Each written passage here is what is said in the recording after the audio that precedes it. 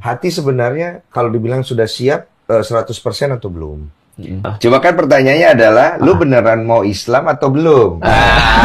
Ya kan bener Di kan? sini baru ya. Di sini ya. Ustaz Kalau tolong. kemarin tuh kita belum lihat itu. Ya, kita Yang baru lihat luarnya doang ya. iya, yang kita lihat kan beliau Video. syahadat. Tapi abis syahadat mukanya bingung. Assalamualaikum warahmatullahi wabarakatuh. Masih kembali di channel saya. Tentunya kita sudah mendengarkan bagaimana cuplikan videonya.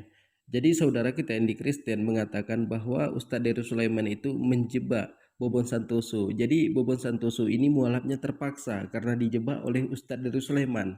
Jadi di sini kita mendengarkan bagaimana klarifikasi dari Bobon Santoso. Benarkah dia ini dijebak oleh Ustadz Deru Sulaiman atau itu hanya fitnahan dari orang Kristen aja? Jadi kepada teman-teman di sini jangan kemana-mana dulu, silahkan tonton sampai selesai agar kita tidak gagal paham. Selamat menyaksikan. Lah pertanyaannya adalah, lu beneran mau Islam atau belum? Ya kan bener kan? Di sini baru ya. Di sini ya. Kalau kemarin tuh kita belum lihat itu. Ya, kita Yang baru lihat luarnya doang ya. iya, yang kita lihat kan beliau Video. syahadat. Tapi abis syahadat mukanya bingung. Lah, gue bilang nih orang kok syahadat mukanya bingung gitu.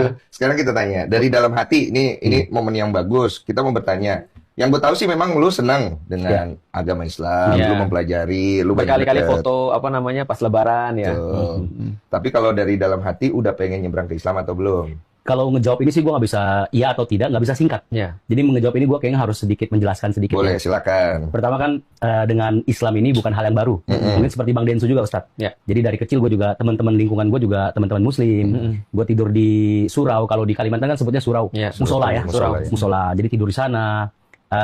Sempat coba-coba ngajan juga. Dan kalau kita di Indonesia sendiri kan di mana maghrib juga kita nonton tayangan di televisi kan seperti maghrib ya seperti itu ya tayangan untuk sholat dan seperti itu. Nah jadi kalau dibilang ketertarikan dengan Islam itu sebenarnya tertarik karena gue juga mempelajari sejarah Nabi Muhammad, bagaimana kisah beliau seperti itu. Terus juga lingkungan gue juga memang lingkungannya Muslim. Akhirnya gue besar dengan sosok Bobon yang memang boleh dibilang cukup toleransi ya. Deket lah. Deket ya, cukup toleransi. Jadi nggak cuma Islam aja sebenarnya. Ya. Jadi kayak teman-teman Buddha, karena di Kalimantan sendiri di Singkawang itu memang mayoritas Konghucu Buddha. Lu ke Kelenteng nggak? Gua ke Kelenteng juga. Gua ke Kelenteng untuk yang waktu kemarin-kemarin ya. Iya, Nah, berarti gua ada ke Kelenteng. Islamnya, ada Budanya tuh. Ya, jadi bahkan gua baru-baru ini habis cap gome di sana. Oh, Ustaz. oke. Cap gome di sana juga, ikutin arak-arakan juga. Walaupun sebelumnya memang gua mungkin ya sebelumnya ini memang gua Kristen dan gua kalau ke Kelenteng diminta untuk dupa juga. Nah, kalau untuk Islam itu ya seperti tadi gue bilang bukan hal yang baru. Cuma kalau untuk kondisi kemarin itu mungkin bagi gua itu terlalu cepat dan mendadak. Ya. Jadi kayak tiba-tiba dipotong begitu aja. Jadi kayak misalnya seolah-olah ada pisau tajam yang tiba-tiba memotong. Jadi akhirnya lu ya sudah kondisinya seperti itu. Berarti kalau yang gue tangkap, lu pengen masuk ke dalam Islam itu dengan kondisi seperti apa? Jadi kalau kita pengen masuk ke agama lainnya, menurut gua sih supaya bisa menjadi pribadi yang lebih baik. Karena tujuannya kan memang mungkin orang yang sampai pindah atau masuk ke agama lainnya itu mungkin di tempat sebelumnya ini dia kurang dapat sesuatu yang bisa mengubah dia. Dalam konteks mungkin beragam lah ya. Nah, tentunya nggak semata-mata mungkin cuma sekedar pindah. Nah, tapi harus mempelajari lebih dalam. Caranya bagaimana kalau misalnya di Islam tentunya ada sholat. Apalagi kalau sekarang di bulan Ramadan tentunya puasa. Caranya membaca kitab suci itu bagaimana kan? Karena tulisannya juga berbeda kan, Ustaz. Betul. Nah, jadi tidak harus dengan persiapan yang matang sih. Oke. Kita tanya dulu ke Ustadz Felix. Siap. Kalau kondisi kayak begini, Ustadz Felix melihatnya seperti apa? Ya, pertama-tama aku termasuk orang yang juga senang ya ketika ngeliat Bobon Saya juga bersyahadat. senang. Iya, betul. Walaupun kita lihat, wah ini bagiku juga aku kaget juga sih sebenarnya. Karena gini, terus terang aku juga ini confession di depan Bobon juga. Iya. Dulu aku juga memperhatikan Bobon pas lagi masanya ngawur-ngawuran. Iya, Pas ngasal ya? awal-awal. Iya. Dan aku waktu itu ada satu konten yang akhirnya aku bilang, wah ini Bobon ini orang yang agak lumayan perlu ditatar nih. Iya, dididik Pas ini ya. pas Bobon bikin konten prank istri. Oke, prank istri. Itu aku pernah lihat tuh Iya. dia konten prank istri. Aku bilang, waduh. Terus tapi beriringan waktu kan akhirnya Bobon masak buat saudara-saudara kita Banyak di Papua, bantu. lalu kemudian banyak bantu orang dan segala macam. Akhirnya aku bilang, wah ini perubahannya luar biasa, Betul. bahkan memberikan inspirasi bagi orang-orang. Betul. Maka aku senang tuh ketika Bobon lalu kemudian mengucapkan syahadat. Walaupun tadi di video itu kan kayak ini ya, kayak merasa apa ya, kayak bingung. Coba Ustadz Felix ngelihatnya sendiri, ngelihatnya apa? Ini jujur-jujur Ustadz Felix ya. Tidak ke kiri, tidak ke kanan. Alhamdulillah kita sudah mendengarkan bagaimana penjelasan dari Bobon Santoso. Ada Ustadz Felix Yeo juga di situ.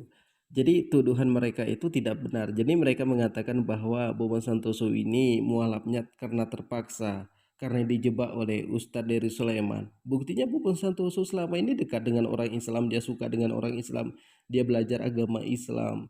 Jadi itu hanya fitnahan mereka. Jadi orang Kristen sekarang ini memang merasa ketakutan. Kenapa?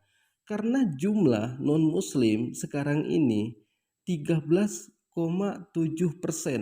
itu sudah lengkap. Kristennya, Kristen Katolik, Konghucu, Buddha, Hindu, itu udah lengkap semua di situ. Jumlah Muslim itu 86,93%. Jadi semakin banyak yang mualaf, semakin banyak terjadi fitnahan, di mana mereka ini mengatakan macam-macam tentang mualafnya Dr. Richard Lee. Apalagi kita bisa melihat bagaimana begitu banyak mualaf di channelnya Kohdonditan. Itu baru satu channel aja. Jadi mualaf itu semakin berkembang. Kenapa?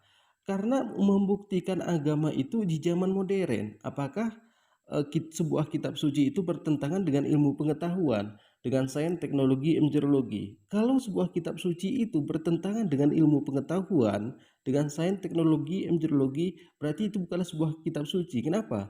Karena Tuhan yang menciptakan, tentu Tuhan tahu bagaimana cara menciptakannya. Coba lihat di Al-Quran. Kita mungkin tidak bisa bahasa Arabnya, baca terjemahannya. Ada nggak bertentangan dengan ilmu pengetahuan? Lalu kita kembali lagi kepada sebuah Alkitab suci. Sebuah kitab suci namanya Alkitab atau Bible. Di Bible ini banyak sekali yang bertentangan dengan ilmu pengetahuan. Saya bisa buktikan itu. Jadi kepada teman-teman di sini mungkin cukup sekian. Assalamualaikum warahmatullahi wabarakatuh.